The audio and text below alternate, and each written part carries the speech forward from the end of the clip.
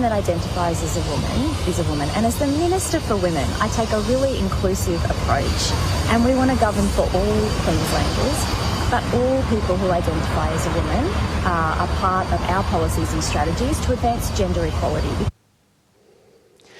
Well, my next guest is Rachael Wong, the CEO of Women's Forum Australia. Rachael, welcome to ADH TV.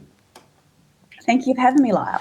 Well, Rachael, what we've just seen there is the Queensland Labor Government's Minister for Women, Shannon Fentiman, although she's just recently changed portfolios this week to Health Minister, but speaking there recently as Minister for Women. Rachael, help us understand what we've just heard. Okay, well, firstly, what we've just heard didn't actually make any sense because, the Minister for Women is saying anyone who identifies as a woman is a woman. But what does that even mean? We still don't know what a woman is. Like, what are you actually identifying as? So nonsensical to start with. But of course, we all know what she really means, and that is that any man who wants to say he's a woman can say he's a woman, pretend he's a woman, and that has to be respected by everyone else around him, whether that be in relation to bathrooms or sports or changing rooms or prisons. So we know what she's saying, even though on the face of it, it really doesn't make any sense whatsoever. Yeah, and Rachael, this is of course in the context of some radical legislation which is before the Queensland Parliament right now to allow males who are identifying as women to change their birth certificates and vice versa. But I guess the real worry is males. Well, it affects everyone. So what happens under this Self ID legislation, Rachael, if a child wants to self-identify as someone of the opposite gender? So under the self-identification laws that they are pushing forward in Queensland, we're actually just waiting for debate on those. That could sort of be any day now. Children are allowed to change the sex on their birth certificates, just like adults will be allowed to do. They have sort of a few more safeguards in there, but they're not really safeguards. I mean, there's no age limit for starters, and the child has to speak to some professional. I don't think it even has to be a doctor, actually. And this is actually incredibly dangerous because, as we know, children who are gender confused, there are lots and lots of reasons for that. We've got research that says, there could be backgrounds of family dysfunction, there could be backgrounds of abuse, they could have autism, they could have same-sex attraction. There are so many different things. And what this legislation will do is it will allow them to concretize a transgender identity in law, which could then actually put them on that conveyor belt to medicalisation of that identity. So it's incredibly dangerous, and there just are not sufficient safeguards in place in the laws that have been proposed. Yeah, you use those nice terms that we hear, medicalisation of their gender identity, but what we're talking about is, irreversible puberty blockers, cross-sex hormones, and even radical surgery on children. What you've just described there, that ability of children to transition, that is, as I read it, correct me if I'm wrong, that is with or without parental consent. If the parents don't want this, there's a pathway for a child to do this against the will of their parent. Am I right in saying that? That's right. So the legislation's broken up into different sections whereby, generally speaking, the parental consent would be required, but there are certainly avenues for where that can be put aside if the courts, I think, decide that that's in the best interest of the child. So we really are living in an era now where parents' rights mean nothing in our society. Now, Rachael, I've looked, and that's very disturbing, I've looked at the Queensland Parliamentary report into this legislation conducted by the Legal and Affairs and Safety Committee, very poorly named committee of the Queensland Parliament. Two things struck me. One is that the Queensland Liberal National Party members who were on that committee did not oppose this radical change and seemed to be setting themselves up to wave the legislation through the Parliament.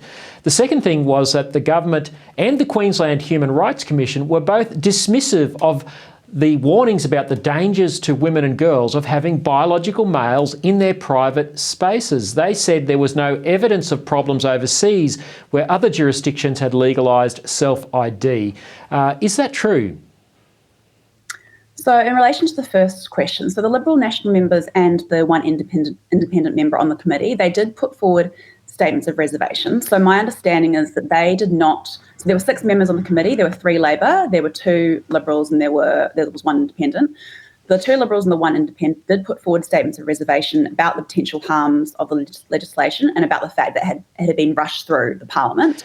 So my understanding is that they didn't support it. I don't know Well, Rachael, can I just stop you there? Look, I'm happy to stand corrected there, but I've been around politics long enough, and I know you have too, that it's generally common, if a law is so egregious as this one clearly is, you would put in a dissenting report and say that we are opposing this legislation, that should not be passed. But what the LNP members have done is put in this insipid statement of reservation. I've never seen that before in a parliamentary process. That's why I think that David Crucifeli... Right, Lyle.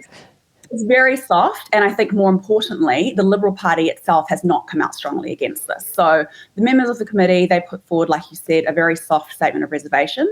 The Labor members obviously were fully in support of it. But yeah, more importantly, the wider Liberal Party has done nothing to actually push back against this. So it's going to be very interesting to see what happens when it comes to debate. It's very alarming, Rachael. I mean, I Googled the LNP Attorney General, Tim Nicholls, and I couldn't find him making any comments about this. He's supposed to be shadowing Shannon Fentiman, who doesn't know what a woman is, who's representing people with penises as women.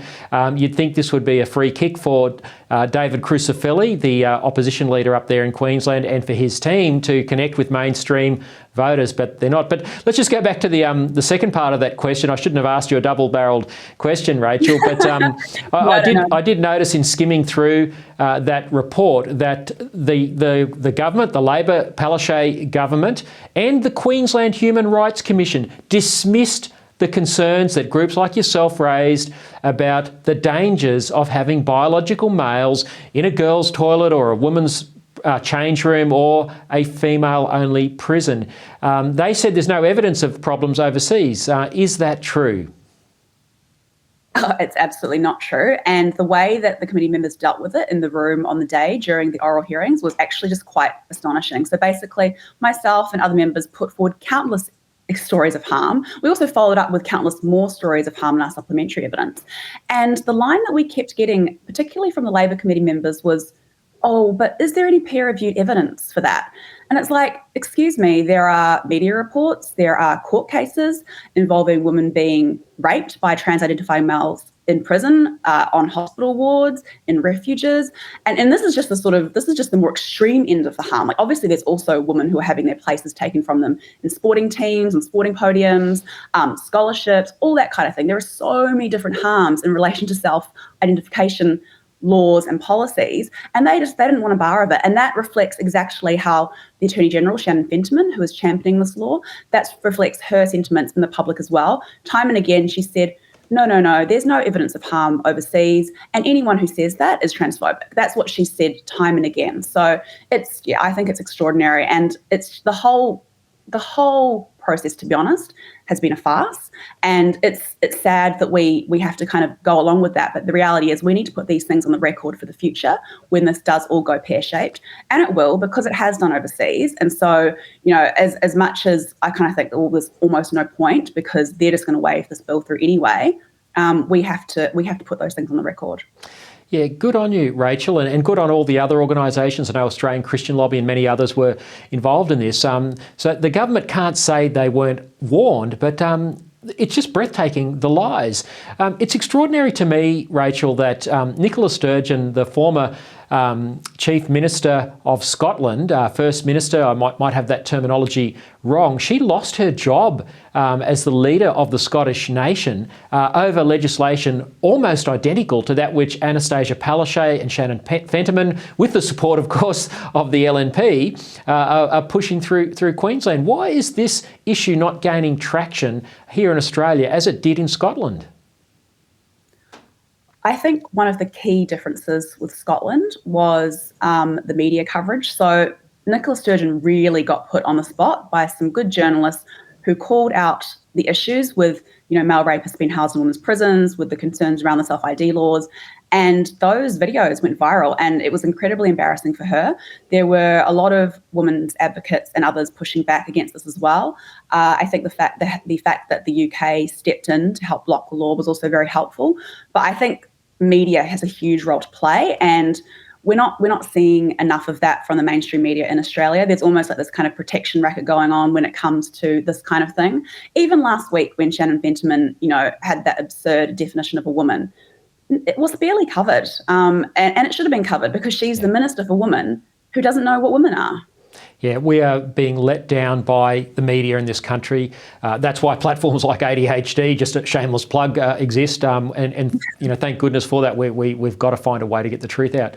And we'll continue watching that issue in Queensland. As you say, the debate is due to come on any day now.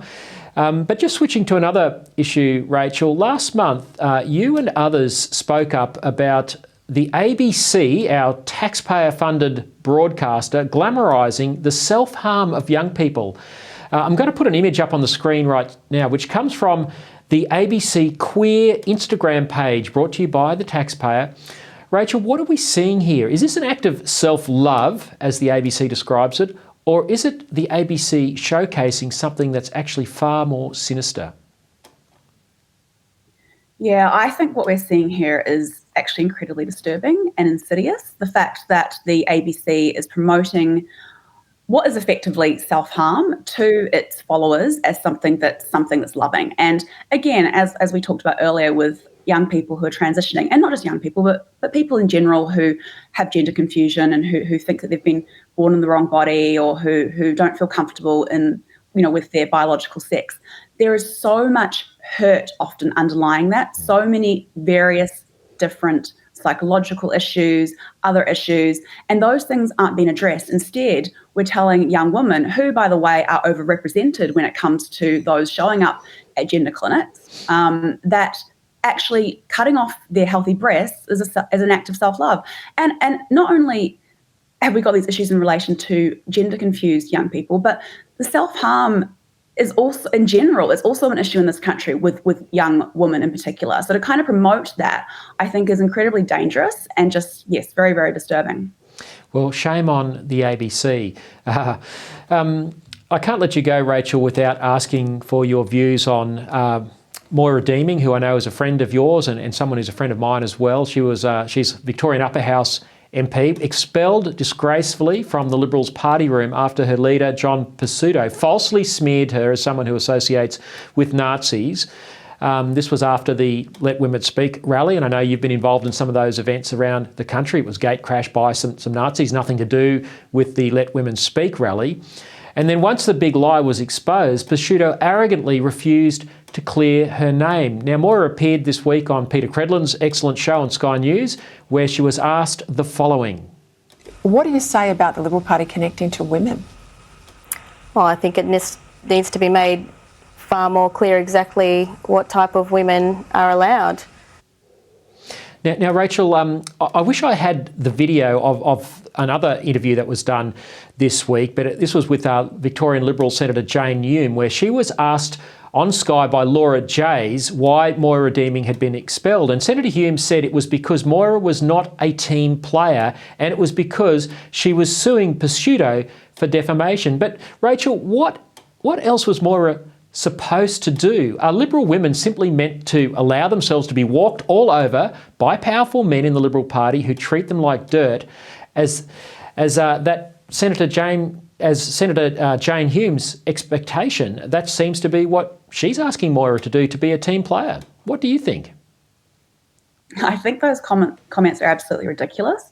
And I think that if an injustice had been done to another colleague in her party, I wonder whether or not she would have had the same response. I just think that, Moira, she went through the process. She tried to get Pesutto to do the one thing that he'd agreed to do, which was to help her clear her name of Nazi slurs. She knew that she'd done nothing wrong. The only reason she accepted the initial 9 months suspension was because her family was suffering because of these horrendous slurs against her. He didn't do that. She was actually incredibly careful not to talk about the stuff in the media, while he actually went around talking to everyone he could, basically. So she dealt with this with a lot of grace. But, almost 2 months went by and still nothing. So in the end, she had no choice but to sort of take stronger action so that she could actually get her name cleared of these false accusations. And so yeah, I just wonder if someone whose views maybe the senator did agree with had a issue with someone in the party who had committed an injustice against that person, whether her views might be different. And I just think, again, like a lot of other people who are saying Moira was expelled for this or that, I think it's just excuses to basically get rid of someone who they don't like, and which goes back to what you were saying before about women, the type of women being allowed in the Liberal Party. And we see that it is women with more conservative views that are being targeted. But I just think it's quite interesting because they're seen as conservative views within the Liberal Party, but actually, more broadly, they're not seen as conservative views at all. They're actually seen as very mainstream views. Women and girls should be entitled to single-sex spaces, single-sex sports, biological sex is real. Those are not conservative views. Those are mainstream views. As Moira herself says, biological sex is not a left versus right issue. So, I think the Liberal Party just maybe needs to have a little bit of a reflection and to take a long, hard look at itself, because I don't see any conviction coming out of them on these kinds of issues, and I just think there needs to be some. Yeah, really well said, Rachel. And we've seen this lack of conviction in 2 states, up in Queensland, where they're not even fighting Shannon Fentiman and Anastasia Palaszczuk's gender self ID law, and of course in Victoria, where John Pesciuto and Senator James Hume just expect a woman who holds these mainstream views to shut up and take her punishment. That would never happen to a woman of the left. Rachael Wong from Women's Forum Australia, thank you so much for your time today here on ADH TV. Thank you for having me, Lyle.